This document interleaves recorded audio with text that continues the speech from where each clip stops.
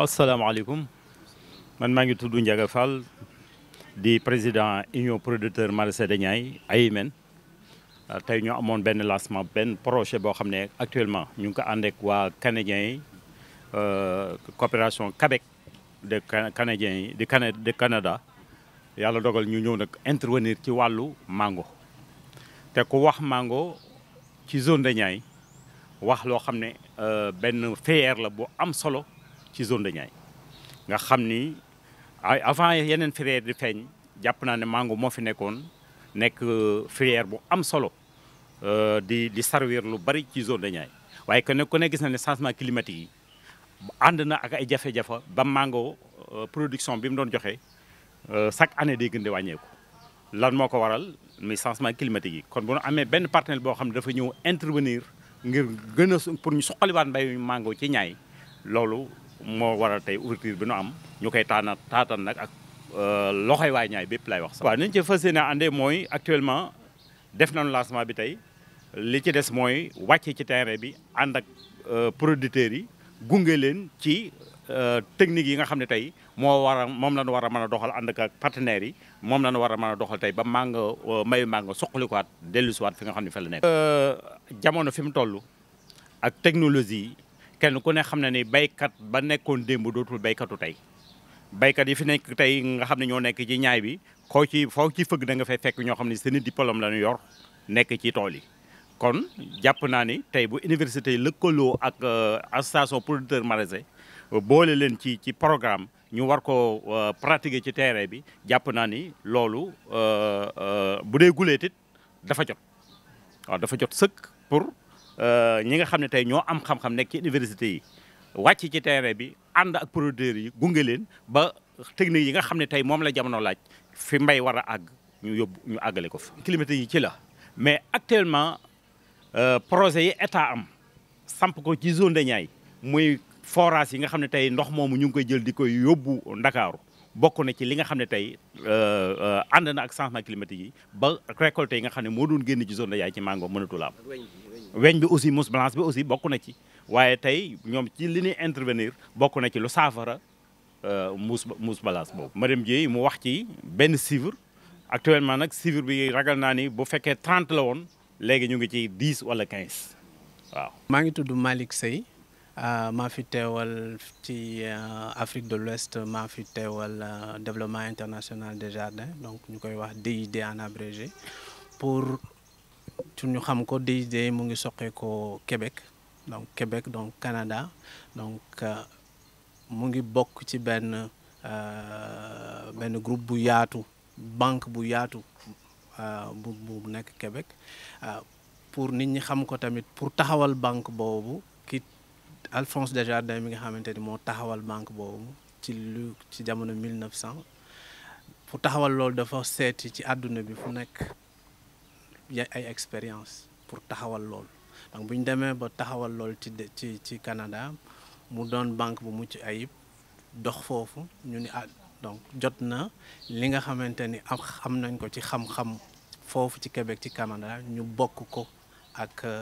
waa àdduna si yëpp ndax ñun ba ñuy door tamit dañoo demoon jàng ci àdduna si yëpp donc bu demee ba ñu am ay njeexital yu baax aussi day jaadu ñu delloo ko àdduna si donc ci noonu lañ créé DID am na daanaka juróom fukki at fii ci Sénégal liñ fi def ci liggéey bari na am na ci institution financière yoo xamante ni ñoo ko taxawal am na projet de développement yoo xam ne ñoo ko taxawal aussi donc ñu liggéey lu ci ëpp ci wàllu service financier donc di am mbégte loolu nag di nekk ci projet bi ñu indi fii tey mu ngi déparé ci constat que mango am na jafe-jafe fii ci Sénégal président wax na ko directrice de ANCAR wax na ko rendement yi wàññeeku nañ ndax feebar yi mango di jagoonteel changement climatique yi nag ñëw yokk loolu donc bi ñu xoolee loolu ñu ne ñun lan moo war di doon suñu contribution suñu cër ci saafara loolu donc ci loolu la ñu ni kat lii bu ñu lëkkalee xam-xam bi ñu am ci Québec ak xam-xam bi am ci Sénégal war nañoo mën a indi saafara si loolu ci noonu la ñu tëgg projet bi ànd ceeg waa université de Alioune Diop de Bambey ànd ci ak waa ISRA ànd ci ak université de Laval.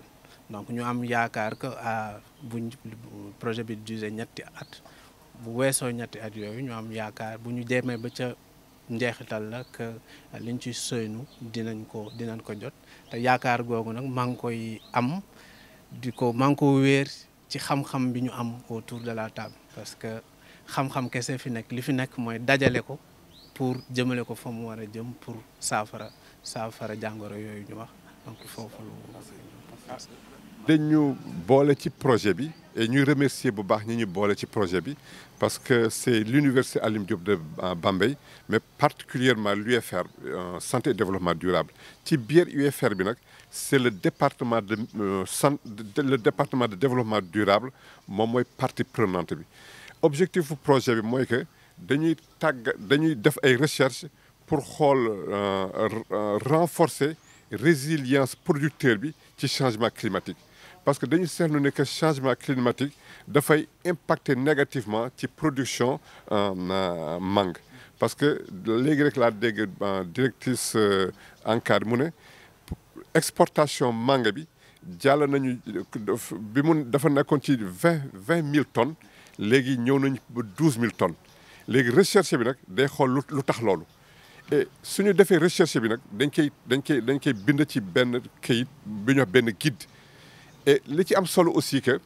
mooy li ñuy wax recherche action guide boobu nag dañ koy jébbal producteurs yi pour que producteurs mën appliquer vraiment les résultats de la recherche. L'autre point qui est important ci projet bi mooy que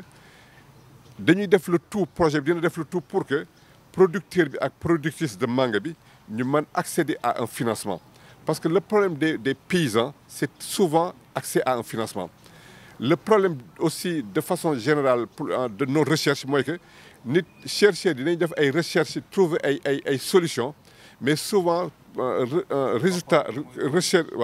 duñ ko mën a appliquer loolu moo tax ñu ne projet bi day nekk recherche action lu ñu trouver comme problématique ay solutions problème de mangue bi dañ koy jébbal producteur ak productrice de mangue bi ñu mën ko appliquer et loolu dina tax ne ñu mën augmenter production ci mangue bi et loolu aussi dina mën tax ñu améliorer seen condition de vie ak seen condition économique. Donc moi je m'appelle Mamadou Ndiaye, j'assure la coordination de l'association des unions maraîchères des Niayes. Aujourd'hui ce qui nous réunit pour le lancement du projet Diaw Ji Niayes, c'est surtout collaborer avec différents partenaires, notamment des universitaires, mais aussi de la recherche agricole au Sénégal. Et ça, c'est important parce que pour la première fois, nous voyons aujourd'hui que les producteurs ont été associés à l'idée de projet, ils ont été associés à l'élaboration et ils sont encore associés à sa mise en œuvre, même voire à son évaluation. Et ça, c'est important parce que ça, c'est ce qui valorise le producteur, qui permet de dire aujourd'hui que les producteurs ont un savoir-faire, ont une connaissance. Et cette connaissance ne suffit pas pour les producteurs seuls, mais en collaboration avec des universitaires, avec des chercheurs, ça pourrait apporter des solutions pérennes et apporter des solutions qui pourront permettre justement aux producteurs d'améliorer leurs revenus. À partir donc des problèmes que nous rencontrons sur les vergers de mangue dans la zone des Niayes. Parce qu'aujourd'hui, nous voyons aujourd'hui avec les effets du changement climatique, aujourd'hui les arbres manguiers ne produisent plus leur potentiel de production. Donc ça, c'est un problème. Et l'autre aspect, c'est que les vergers sont des vergers vieillissants et les arbres aujourd'hui manquent d'entretien. Tout ceci ensemble fait qu'aujourd'hui, si nous avons élaboré un projet qui peut contribuer justement à apporter des solutions à travers de nouvelles pratiques agroécologiques que les producteurs pourraient appliquer et permettraient donc d'améliorer la production de mangue au Sénégal, je pense que ça, c'est une bonne chose. Et nous sommes disponibles, et aussi les producteurs, de collaborer d'une manière franche à ce qu'on arrive vraiment à des résultats positifs qui pourront être adoptés par les producteurs. Bonjour, Marina Saint-Louis, donc conseillère aux affaires éducatives et à la coopération à la délégation générale du Québec à Dakar. Donc la délégation générale est la représentation officielle du gouvernement du Québec sur le territoire. Et pour le projet dans lequel il est question aujourd'hui, le gouvernement du Québec a investi 1 million de dollars canadiens, donc l'équivalent d'environ 446 millions de francs CFA, sur 3 ans, pour la réalisation de ce projet, via le programme qui s'appelle le Programme de coopération climatique internationale, PCCI. Et donc, ce programme vise la lutte au changement climatique et fait partie des engagements du Québec pour justement lutter contre les changements climatiques et améliorer les conditions de vie des populations locales.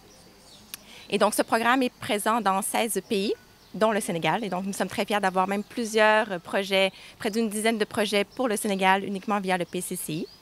Et pour obtenir ces projets, il est important que les organismes de coopération internationale du Québec, comme Desjardins dans le cas qui nous occupe, s'associent aux partenaires locaux afin de vraiment répondre aux besoins des populations locales. Et donc, nous sommes très heureux aujourd'hui de constater qu'il y a plusieurs partenaires locaux et également que la recherche en fait partie, donc avec l'Université Alioune Diop de Bambey et également l'Université Laval du Québec. Nous avons donc pleine confiance en DID et aux partenaires pour mener à bien ce projet. Merci. Merci. Professeur.